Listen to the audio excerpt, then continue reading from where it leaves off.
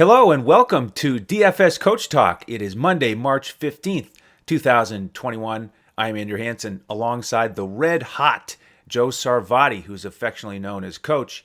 And Coach, you are so red hot here in NBA DFS that the light is just shining around you. Your face is lit up. Things are going well.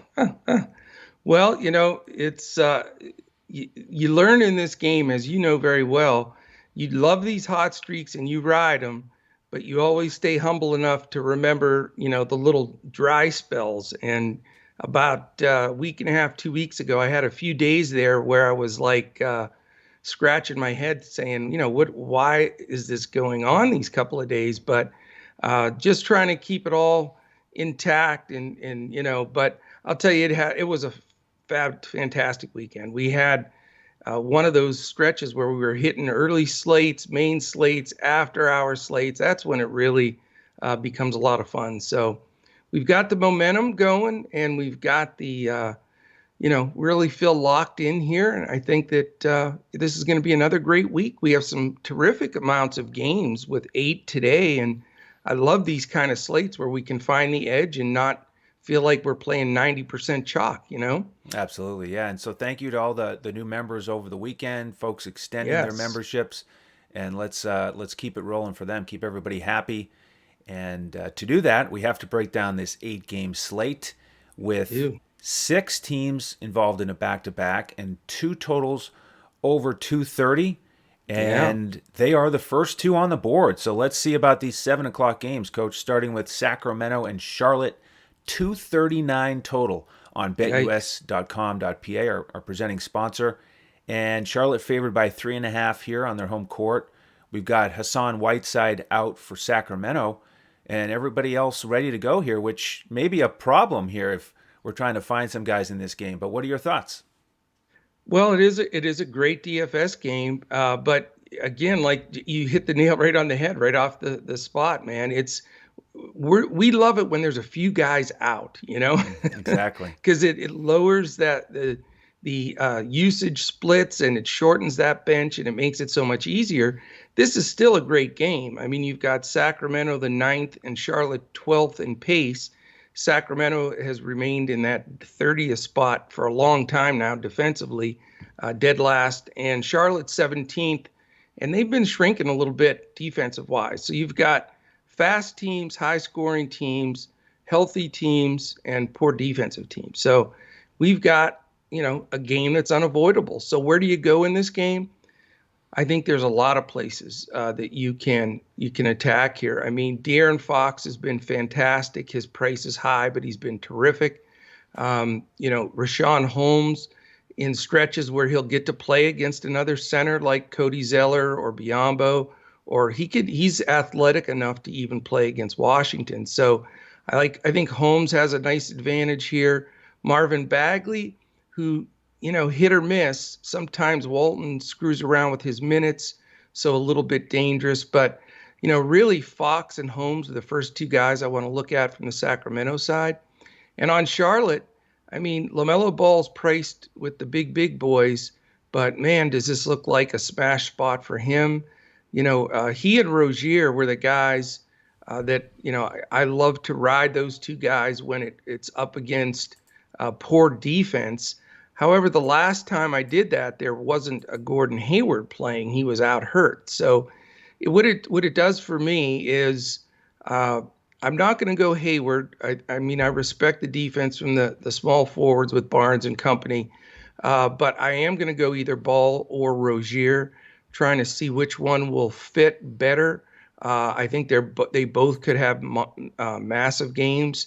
And if there is the possibility to be contrarian here and go Ball and Rozier, I'm going to see if I can fit that. But it is a lot of salary commitment.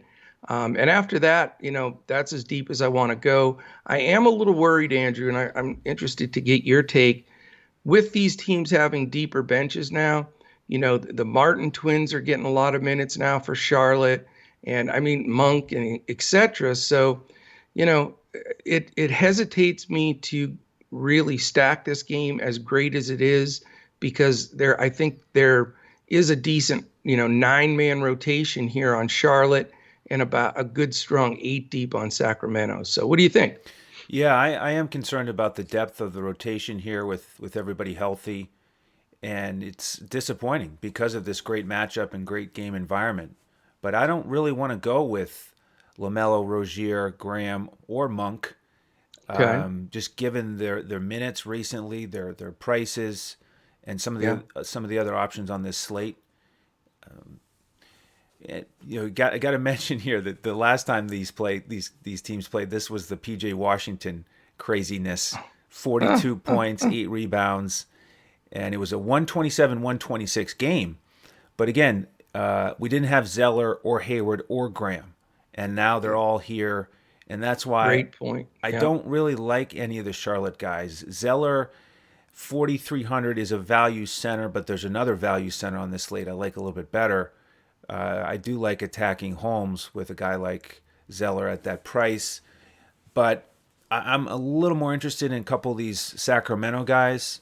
Heald and Barnes are the ones I'm looking at. They were both good against Charlotte last time out.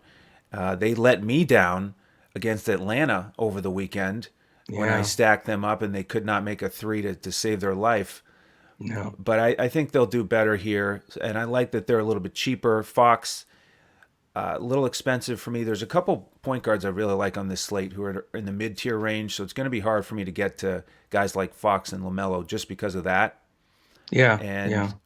and I agree with you. Bagley, he did well against these guys, but can we trust his minutes? Sometimes he gets over 30, sometimes he gets 24. Exactly. That's a Luke Walton factor. Right. I love your points about Charlotte, and you're right. I mean, really, Devontae Graham messes it up for Ball and Rozier, He but does. it's so hard to fade everybody against Sacramento. I know. I think you and I and Joe Stanton, Tyler, and my son could score double figures against Absolutely. the Sacramento defense. I'd be taking old Holmes right down to the block, a few bows, that would be it. Yep, And then exactly. I'd have to be carried out on a stretcher, but that's. So anyway, you're right. I mean, it's not that great combination where, you get to attack Sacramento, but now you've got to worry about minutes on the Charlotte side. So I'm with you. All right, game two is another opportunity to take advantage of a high number. We've got 238.5 as the total for Milwaukee and Washington. The Yeah. Bucks favored by 9.5 here. This is a rematch of Saturday night. They combined for 244 points, and you broke this game down perfectly because you stacked up Westbrook and Giannis on opposing sides, and they both smashed. Boy, was that fun to watch. Does it get more fun when you're watching a DFS game and you've got a guy on each side and they just keep going back and forth? It was No, that is beautiful. perfect because you get the high scoring, close game that you're looking for. If you don't get Right. that, then you're sunk because of all that money you spent. Yeah. But It's boom or bust, as you say. yep, that was the game. The difference here now, of course, we have Bradley Beal playing. He didn't play in that one. Right. That changes things a lot for me on the Washington side. For sure. So I don't think I'm going to go to Westbrook or Beal tonight because of that. And let's not forget, Milwaukee is ninth defensively. And then the other standout performer there was Rui, who had a monster game Huge. without Beal. And then there's the Bertans factor. Now Bertans is questionable. If he sits again, then I think Rui is still in play, especially on FanDuel. He's only 4,900. I don't think we're going to get 29 and 11, but in a high-paced game here, this is number one and number five teams in terms of pace. So that's why we've Exactly. got such a high total, along with Milwaukee having the fourth best offense in the NBA. So I do want exposure here. Rui is a possibility, especially if Bertans is out. If Bertans is playing, then I might just look at these Milwaukee guys. And one of my favorite value plays on the slate is Drew Holiday. And it's kind of funny to call him a value play. He's more of a mid-tier option, but we're finally at that point now where he played 32 minutes in the last game. He's been ramping up from 18, and I'm surprised that now that he's at that spot, his price tag 6,558. He's going to Yeah. be locked in for me on both sites with the poor defense of Washington. They're 27th in the NBA. Yeah. So I like Drew Holiday here, and then you could go back to Giannis depending on how you build out the rest of your roster. I don't see why he might not smash again. And especially with Beal, you figure, I mean, if Washington could keep it close without Beal, why can't they keep it close again with him? Right. And so those are probably the two favorite guys for me from Milwaukee. Middleton is still a little bit attractive for me on FanDuel, where he's cheaper at 7,400. He hasn't been getting as much done recently as Drew has been ramping up his minutes and his usage. So Holiday and Giannis are my favorites in this one. Yeah, and I have BetUS.com.pa pulled up right now, and we appreciate their partnership. Guess what? That line just moved to. Uh, It's in our 11. elite zone now. No, the over under, I'm sorry. 240? 241. Ooh, yes, So sir.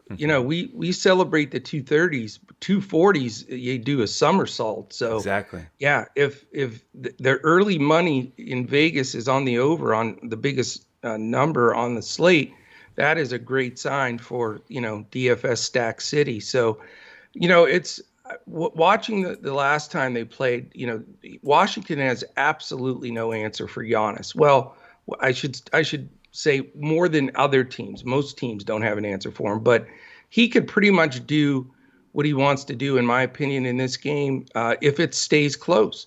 And you made a great point. It doesn't always make sense, but you figure if Washington hung in there without Beal, then they really should hang in there with Beal. So I just got to go to Giannis. I'm just going to not even think about it. I'm going to swallow the salary. I just think that for me and my projections, I'd be very disappointed if he wasn't the highest scorer on this slate.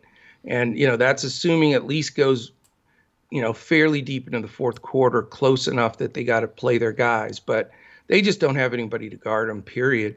So, I mean, I'm all over him. I like your points with Holiday, and I very well may go there now that his price is down, and his minutes are up. And we'll see if he has a few good games, that'll probably go back up. But I'd love to have two from that side. On the Washington side, I'm with you this time, though.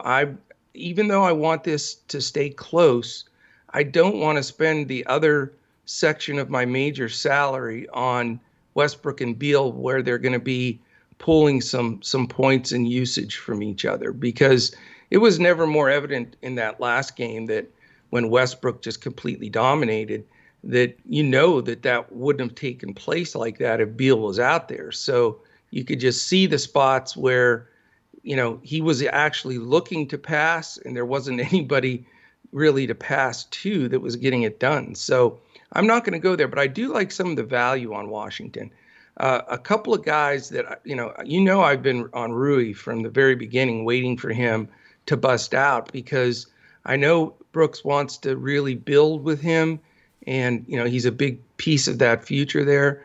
And I think he's got another level of confidence. Now, the only problem is, going against Giannis isn't an easy thing, and you don't want to chase points. And, Rui's price isn't exactly cheap. So it's reasonable. I think he's worth considering. But I'll tell you, a guy that I've had my eye on, and I'm not sure I'm going to play him here, but the rookie Denny Advia, he's been getting 25, 28 minutes off the bench and like super low ownership. And he's getting DFS points in the 20s and hasn't quite clicked yet. So I think he's a really good guy to keep an eye on, a decent GPP play today. And, as far as having somebody on the Washington side, to counterbalance the Giannis and Holiday deal, Rui's probably my best option there. I did see something else here. Raul Neto being questionable and Bertans being questionable. It makes you think, where is that usage going to go to? Does that mean more Russ? We know Ish Smith is still out. So, if I had to pick between Westbrook and Beal, I would go back to Westbrook again, just because of if Neto is ruled out. So, if other plans, in some of these other games fall through for my pay-ups, I could do the whole Giannis versus Westbrook thing and just hope I'm living, Groundhog Day. Yeah, and certainly that would be the goal there. Yes. All right, game 3. We moved to 8 o'clock. Battle of New York here. Knicks against the Nets. Yeah. 225 total. Brooklyn favored by 8. Lots of news here with New York in the backcourt. We have Rose out, Peyton doubtful, Quickly probable. And with Brooklyn, Durant is still out, and TLC is probable to get back in the lineup. What do you have here? Well, I'm quickly going to make a decision here. Okay. Yeah, and I think that he is the man that I want to go to because with Peyton doubtful and Rose out, I really think Quickly gets the majority of the run. This is a high-profile game. It's probably the most exciting Knicks Brooklyn game in the last 15, 20 years, literally.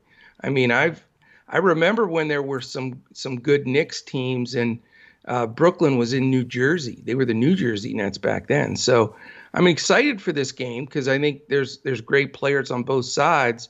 Harden is the guy that I think is the perfect complement to Giannis. If I'm not going Westbrook there, I just don't think you can avoid some of these early games because of the potential.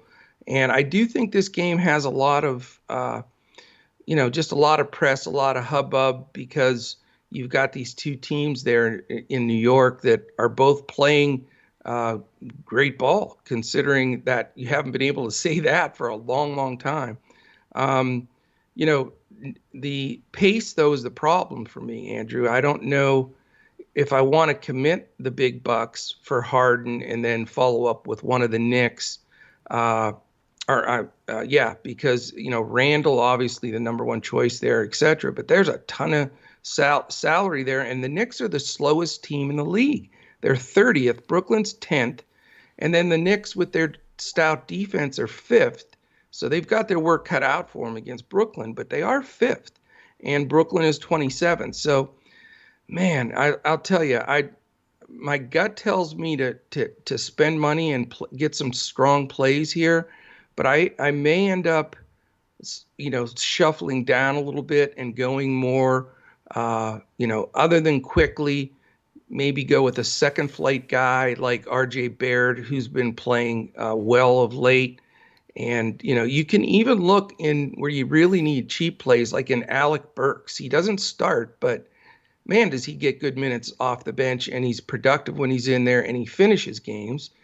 On the net side, I watched their last game, and as good as Kyrie is, he got dinged up a little bit. He didn't quite look right. So I don't know. Harden's probably the only play there, but it is, if you go Giannis and Harden, then you might as well forget about getting anybody else in that top 20, really. So that's the big decision I have to make, but definitely going to have a lot of Quickly. I don't care if he's chalk, and like to fill in at least one net. Okay, I'm very similar with you on the Knicks. Those 4 guys you mentioned are the ones in consideration for me. Barrett and Randall, I'm looking at them as some cash game options here to try to take advantage of this poor Brooklyn defense and the fact that it is a pace-up game for the Knicks. On the Brooklyn side, I don't want to spend up for either of these guards. I was reminded again this weekend watching New York against OKC, that defense from guys on the perimeter like Bullock. I mean, he gets right up in your face. That's why he starts, is because of his defense. Yeah, and you said Tibbs. Yeah, absolutely. Tibbs will have a plan here. That combination of their 5th-ranked defense and slowest pace, they want to slow it down one possession at a time to limit the possessions for Brooklyn. And you talked about the strong performance of these two teams. I think it gets lost in the shuffle that Brooklyn is everybody's pick at this point to get to the finals, but the Knicks are only 6 games behind them. They're over 500. They're 20-19. Really impressive what Tibbs has done there. So amazing. Yeah, they're relevant again. They're relevant, and I think they're going to really try to grind this one, and that limits the upside for me on Harden. One value play for Brooklyn that you could look at for me is Jeff Green. He's bare minimum price on FanDuel at $3,500. He played 31 minutes off the bench against Detroit in the last game. 2 games ago when I saw him, I thought he looked a little more energetic. Right before the break, looked to me like he was really worn down and just didn't have the pep in his step. And he didn't do too much against Detroit offensively in terms of scoring. But Jeff Green around close to 30 minutes at bare minimum price is a guy that I think you can look at. Good point. All right, game 4. It's the other 8 o'clock game. San Antonio and Detroit. Lowest total on the board here, 219.5. The Spurs favored by 3. We have DeRozan doubtful. He's been out after the passing of his father. Yeah. And then Derek White has popped up as doubtful. So that's what we need to know with San Antonio, because if those guys are both playing, then I'm not really interested in the Spurs here. We've got just the slow pace game here. Detroit 25th in pace. They're not good defensively, but this is a back-to-back for San Antonio. And that's just not the scenario you want. On an 8-game slate, you don't want the Spurs in a back-to-back with normal price tags across the board.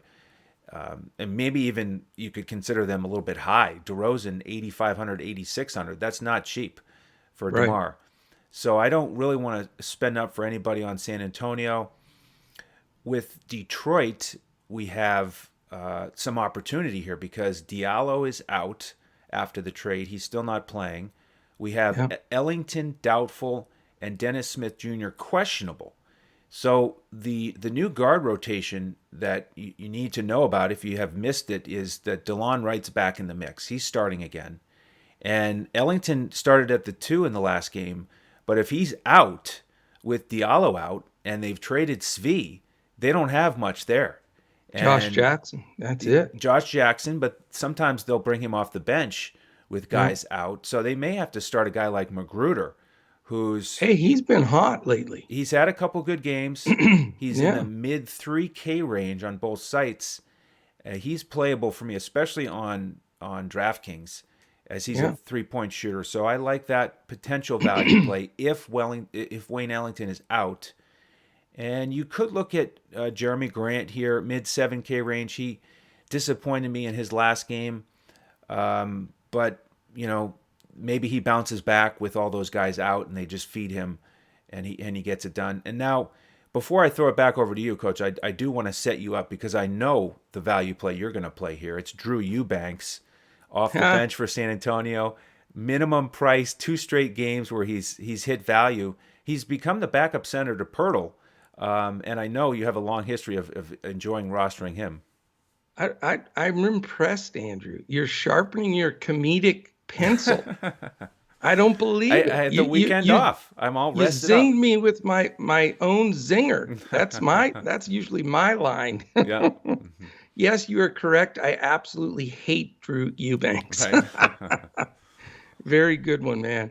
I do like a guy here. You're going to be shocked. And believe me, I've woken up in the morning in a cold sweat just seeing Pop's face as he's putting guys in from the G League and screwing up my whole DFS night. But I do, Keldon Johnson has taken a step forward. And it seems like this short time that DeRozan's been out, and I've got DeRozan and White out right now because they're doubtful, but we have to follow that news. If that's the case, I really like Keldon Johnson. I don't want to pay all the way up for DeJounte Murray, although with those 2 guys out, I think he's a great play. But I just think, watching Keldon Johnson, he's hitting shots. He's super athletic. I think he's a really good play here against Detroit. On the Detroit side, I'm with you on the Jeremy Grant situation there. That last game I had him, he disappointed me. But it wasn't as bad as it really turned out in watching it. He just had a few bad breaks. There were a few times that, things weren't clicking exactly right. But I think his price is fair. I mean, with the other guys out and them being a little shorthanded, I really like Grant. I want to try to fit him in there. And I like Johnson on the other side. Now, I love your point about Magruder because it's funny. I was, in doing my preparation, I was like, I can't believe Magruder's still in the league, let alone, 2 of those last 3 games. He was one of the leading scorers for Detroit. it was like, what? Where did he come up with this banging threes and everything? So I'm with you, and I like the theory with Magruder, and I like the theory with Josh Jackson because Josh Jackson will take a million shots too. But I'm hesitant because they're both playing decently, as odd as that sounds. So I may not go there. I think a shot with either one of them in a GPP is good, but I could have a little Grant versus Johnson in this matchup and feel fairly good about it, as much as you can about a pop game on a back-to-back. Yeah, exactly. If those two guys are out, Johnson's got to step up eventually. Johnson or Murray, you figure, will take the lead there with the usage. See, I had you as 100% lock for Lucas Samancic in that game. No, it's all Eubanks for me. All right, let's turn to your Mavs at 9 o'clock. They're going to host the Clippers after a absolutely dreadful performance against the Pelicans last night. What happened in that game? Oof. My God. They didn't have Beverly, and Ibaka went down early, and so Floating. their Yeah. toughness just disappeared. And they did not look good. And Ty Lue was not happy after the game, and neither was Kawhi. Oh, So we've great. got Now they're all pissed off to play the Mavericks. yeah, Wonderful. exactly. So get ready. It's 227 and a half total. Clippers favored by 1.5, and Beverly is still going to be out. I've got Ibaka questionable, and then James Johnson for Dallas is questionable. So what do you think here? Will the Mavs be able to deal with this upset Clippers team? Well, I mean, it's in Dallas, so that's a plus. Um, you know, I, this game bothers me. I mean, I'm not going to spend up for Luca and KP in this game. Not with the potential defensive players of the Clippers. Not with them being pissed off that they gave up a million points last night. I just, I just don't feel good about it. And with George and Kawhi out there, a lot of times if you're going to go with one of them, you got to have some good reasoning behind it. And I don't feel it this game. I think Richardson's going to guard Paul George. Finney-Smith is going to guard Kawhi, and nobody can stop George and Leonard, but those two can at least thwart their, monster games, in my opinion, unless there's foul trouble or something. And then, I guess Luke has got the best chance to have a solid game on the other side, but I wouldn't be surprised if Paul George plays Luka, and that could be a little bit of a surprise. Normally, Pat Bev would irritate him, but George all around is a really, as we know, terrific defender. So don't like the inside play, and believe it or not, as much as I'm going to watch this game, and I figured this would shock you, I think I'm going to pass it. Wow. Okay. I know. I just don't like it. I don't like the feel. Yeah, it's just funny with these different weird kind of dynamics. Here's the one thing I'm going to predict that I don't think will happen again. I don't think the Mavericks will win by 51 like they did back in December when they played. Maybe remember that we were talking with our members, joking. Who had the Mavs minus 50 and a half? Exactly. Oh my goodness. Yeah, So and that's another, craw in the whatever you call it, to make the Clippers mad too. exactly. Yeah. Now I think if I'm going to pay up in this game, it would be for Kawhi because he actually said something in the media last night about how he was very concerned about the team and how they've been playing lately and not bringing it every night. So I think he's going to have to step up and put the team on his Wow, and he shoulders. normally doesn't do that. So Exactly. that's a great point. And he's probably the best play in this game, but his price is sort of ridiculous considering if you look at his games, he does not have those wacky 60 or 70 point Kawhi games at all Yeah. anymore, it seems like. More of a mid 50s game is what you're hoping for on his ceiling Right. recently, And especially with is that great really if he gets 52 for you? it's not great, but it could be a nice little piece of your Yeah. lineup. Yeah. Certainly wouldn't hurt. No. Now, you could also look at a value play for the Clippers. Reggie Jackson is still a reasonable price. Yeah. Lou Williams would be a GPP option who didn't play much last night, didn't do too much, but they need scoring, and Dallas is 25th defensively, and he should have a better matchup coming off the bench. And then Zubats, if he starts, he's the value center that I like here, mid 4K range on both sites. We like to play centers against Dallas, and Yes. Zubats, the main limitation for him is that he comes off the bench and doesn't usually get more than 20 to 24 minutes. So I'll Right. be following that Ibaka news pretty closely and might get Zubats out there.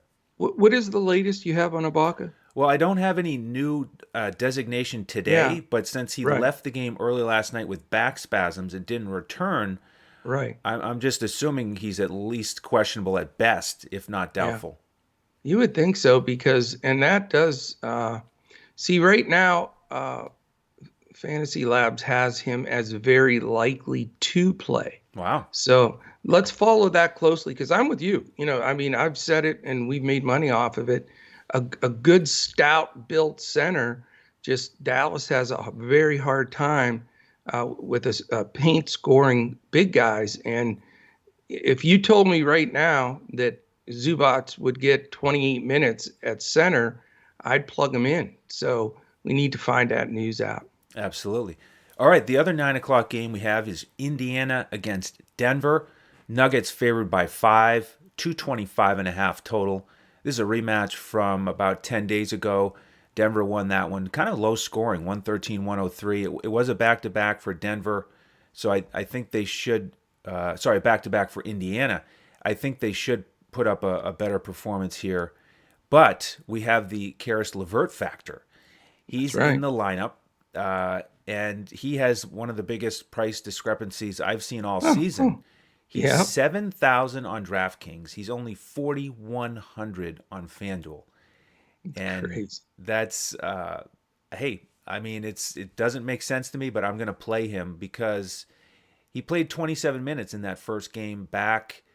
Did all right, didn't make any threes, but at that price tag as a starter, I just can't pass him up. And I also like Brogdon, his backcourt mate. He's still very cheap on FanDuel. He's only 6,700. So I like both of those guys. Sabonis a little bit pricey probably for me in this one if I'm going to invest in this backcourt because I don't think it's going to be an ultra high scoring game.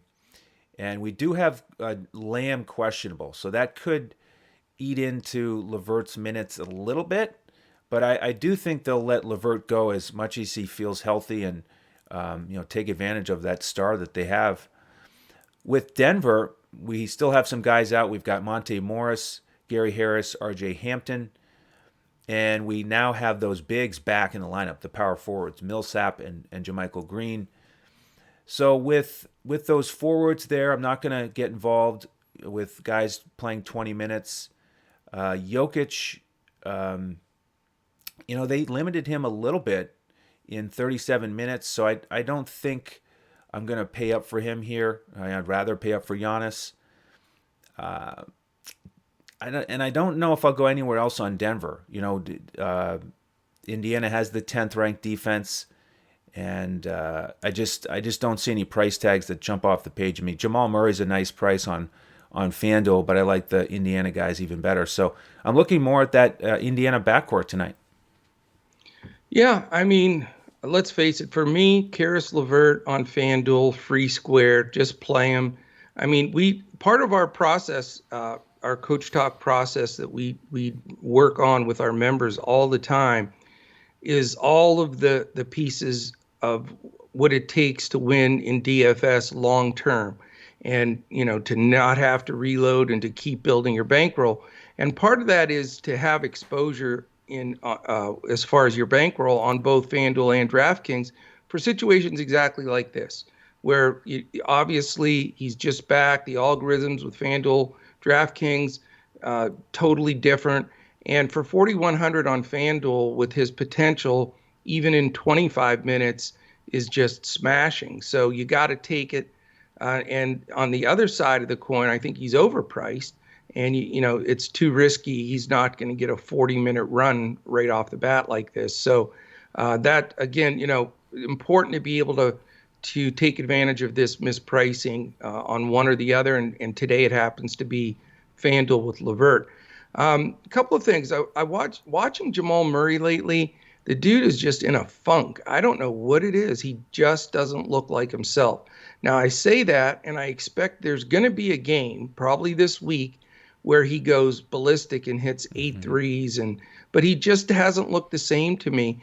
And I noticed I think the coach sees it too, or maybe he's playing with a mystery injury or something they're not talking about. But your buddy Campazzo's been playing more minutes, and it seems like Murray's just not in the flow. So even though his price is down, I'm not going there until I feel like he's really grooving. And when I was watching this weekend, the Fighting Coach Mavericks against Joe Stanton's Nuggets, I had to mention that just briefly because Right. there were some gifs going around our Discord before that game.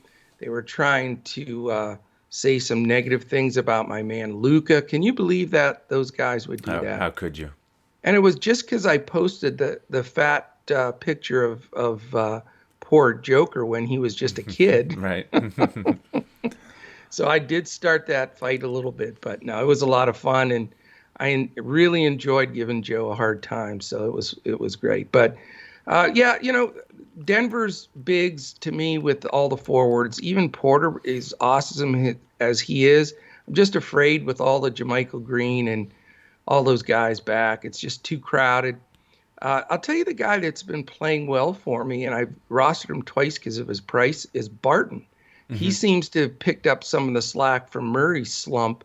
And so he's the guy I'm not eliminating yet. He'd be the value guy that I'd like from Denver. And then I don't want to spend the massive bucks for Sabonis today. Brogdon, I think is a decent play. His price is sorta, right on the line of worth playing or not worth playing. But not my favorite game with some of these 230 and the 240 game. Maybe a one-off here, but nothing major for me. All right, excellent. Before we get to the 10 o'clock games, real quickly, Coach, just want to invite folks to come in and join us as a member. Take advantage of Coach's hot streak. There's two ways to do that. Just go right to our website, dfscoachtalk.com. Sign up for whichever length of membership you'd like. Or if you can be a first-time depositor at betus.com.pa, go there and deposit $149 with the promo code CoachTalk. And you're going to get to use that $149 on all your sports wagering action and get a free membership with us until June 1st. So I kind of like that combo myself.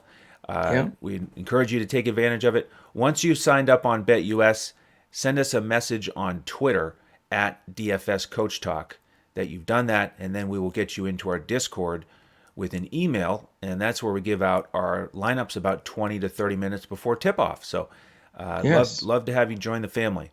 Absolutely. And just briefly here, even if you want to just check us out, we've had a run this weekend of guys saying, hey, I watch you and Andrew on YouTube every day. And by the way, you're much better looking than Andrew. No, I put that part in myself. And they said, we always wanted to try it. You can jump in for 3 days. It's a 3-day pass for $10. Check us out. Jump on some winning lineups and and then you can hopefully stay with the Coach Talk family long term. We'd love to have you in there. We have a really fun members only contest again. I love these contests. They're a blast because there's so much trash talking. But the NCAA March Madness starts this week. The brackets came out last night. We have a great contest for our members. Definitely jump in there. There's going to be some great prizes. And then last thing I wanted to mention too, and then we can knock out these last couple games. If you're watching this on YouTube right now, this is the one ask that we do per show. Hit the thumbs up, subscribe to the channel, click the little alert button up in the corner. That really means a lot to us. If you listen to us audio-wise, Spotify, iTunes, Stitcher, Podbean, iHeart, Apple Podcasts, take a second, 5-star, quick comment. That really also means a lot to us. So we do put these shows out in front of the paywall 7 days a week for every slate. Like if there's early slates like this weekend, we get them out early so you can play early and main slates. So we cover all the games. We're the go-to place. And the only way to really keep up with every piece of news, every injury, every COVID sit, every possible thing that's going on is getting in our Discord. And then just go to dfscoachtalk.com and sign up. We'd love to have you. That's it. Absolutely. Excellent. All right, the first 10 o'clock game is Memphis and Phoenix. 228 total. Suns favored by 7. Back-to-back here for Memphis after a disappointing loss in OKC. The only injury news here, Phoenix, we have Cam Johnson out. So what do you have in this one? I don't like this game. It's my least favorite game on the whole slate, even though 228.5 is a decent total. I just don't like the game. Phoenix favored by 7. Here's my problem with it. Yes, Memphis's pace is decent. They're in the lower part of the top 10. But the rest of these numbers just don't work for me. Phoenix, the second slowest team in the entire league. And then 7th and 8th, these two teams are defensively. So you have two top 8 teams. And you have two teams now that are both sharing the ball a lot. I mean, Phoenix, we say it every day, but, who knows? Maybe it's somebody new listening today and they don't hear us say it. But with Paul Booker and Ayton, it's just share the ball. Everybody's doing their thing. We're winning as a team. Monty Williams has his team believing in team basketball. That's why they're 25-12. And that's wonderful if you're a Suns fan, but it stinks if you're a DFS player because it just, deters from the ceiling for any of those guys. So once again, in a pace game like this, I'm just not going anywhere with Phoenix. On the Memphis side, we're starting to see a little bit more of the share scenario with Dillon Brooks, who wants to shoot the ball as much as Bradley Beal, and Joval, who has had some great games when he stays out of foul trouble. So yes, Jaw's always solid, but he's got to go against Chris Paul defense. And then, I guess Dillon Brooks has to at least be a consideration. But the problem with Dillon is you can look back last year and this year. I've never seen a guy in the entire league that if you study his DFS performance, he'll go 28 fantasy points, 34 fantasy points, and then a 9. And then he'll go 27 and 34 and an 11. So, I mean, he does throw a lot of games in there where it's just not clicking for him. And it's just too risky for me in cash. He's more of a GPP guy.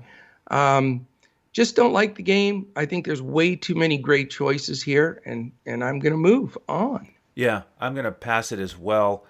If I had to play somebody, I'd probably go for the cheaper Bane on Memphis, who continues to start. And then Chris Paul's price is attractive on FanDuel, where he's only 6,800. Also Clark on FanDuel 59 is playable, but I agree. I just want to pass this game and look at the later game, which is Lakers and Golden State at 10:30. It's the second ESPN game, doubleheader following up the Battle of New York. We've got 222.5 total. Lakers favored by 2.5 on the road. These teams played recently, and it was a low-scoring, easy win for the Lakers, 117-91. I think Golden State will score more here in this one, but I don't expect a high-scoring game. I think the slow pace of the Lakers being 18th, and the defenses here, Lakers number 1, Golden State still number 6. I think that's the key here for this game. We also have a back-to-back for Golden State, front end of a back-to-back for the Lakers. So I don't love this game. Even though we do have some openings, of course, with AD still out. Now we have Caruso out. So you've got LeBron continuing to handle the load. He's expensive. He's over 10K. We've got Schroeder, who benefits from those guys being out. We've got THT as a possible play off the bench if you want to go with a value opportunity with Caruso out. Talen Horton-Tucker should benefit. And then with the bigs, you asked recently about Damian Jones. The reason I don't like him is the way that he doesn't fit into the offense. In the last two games, he's played 31 minutes. He's only attempted 3 shots. So they just don't involve him offensively. Harrell would be the guy that I would look at if I was going to look at a Lakers big. But he's a secondary option for me on this slate just because of all the other value centers that we've already mentioned. With Golden State, the Lakers did a pretty good job of limiting Steph last game, but nobody played big minutes. Because it was a blowout, it just ended up being a backup city fourth quarter. So I think he'll play better here, but I don't think I'll spend up for him. Draymond would be the guy probably most likely to play in this game. He's a decent price. He's had some real strong performances lately. He's been more of the Draymond Green of old. So probably Draymond or maybe a flyer on Horton Tucker in the GPP. Interesting. All right, I've got a narrative for this game, and Okay. this goes to show you how comfortable I am in my own skin. And you can make fun of me out there, but check the score after the game, because I'm telling you, some of these narratives work, they make sense, and I'm going to play this one. Yesterday was Steph Curry's birthday, and they showed on Sports Center, and then they did an interview celebrating his birthday, and his kids had a pair of Curry shoes made specifically for him. And, his two daughters had the mainstay. They're the older of the three kids. So they designed the shoes specifically. Just, they're the only ones that are like that. They have sparkles on them. They are pink. They have all these crazy things. And he stated that he was going to wear those in his next game because he was so thankful for his kids. Now, that's the stupidest narrative ever. All the other pros out there can laugh at me, but I think Curry goes out there. I liked him anyway, to be honest with you, but I'm just diving on the narrative piece here. And I just think he goes out there in those pink sparkly shoes, celebrating his birthday. It's the first night. I think he goes after it. They need a statement game against the Lakers. They're only one game over 500 in 20-19.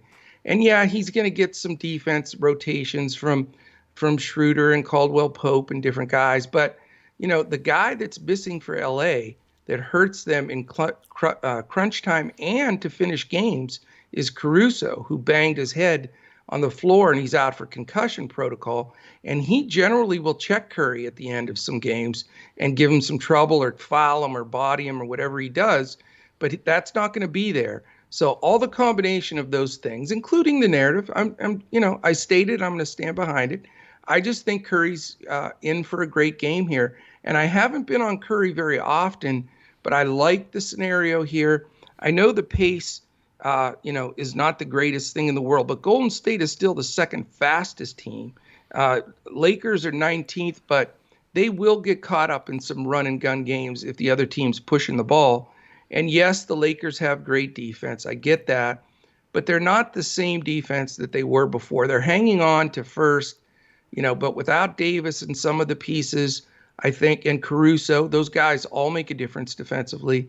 I think Golden State, will keep this game closer. And I think Curry has a decent game. So that's going to be my other pay up spot that I go to on the slate. As far as secondary guys, don't want to go deep with the Lakers guys. Not a lot of trust or faith there. And, Draymond's price is just too high. Oubre's price is too high. And the rest of the guys are just not really rosterable to me. So it's going to be Curry and the pink sparkly shoes in this game for me. All right, excellent. Well, I hope it works out. And I never bet against Curry, no matter the defense. And like you said, it's an easier matchup against the Lakers than it normally is. So he could certainly do it.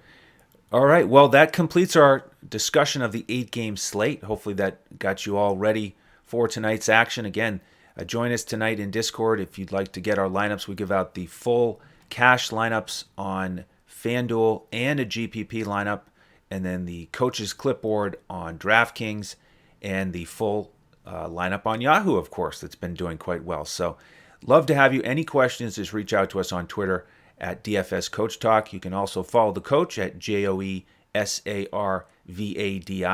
I am at Language Olympic, and we will both be back tomorrow for another edition as we look to crush it in NBA DFS.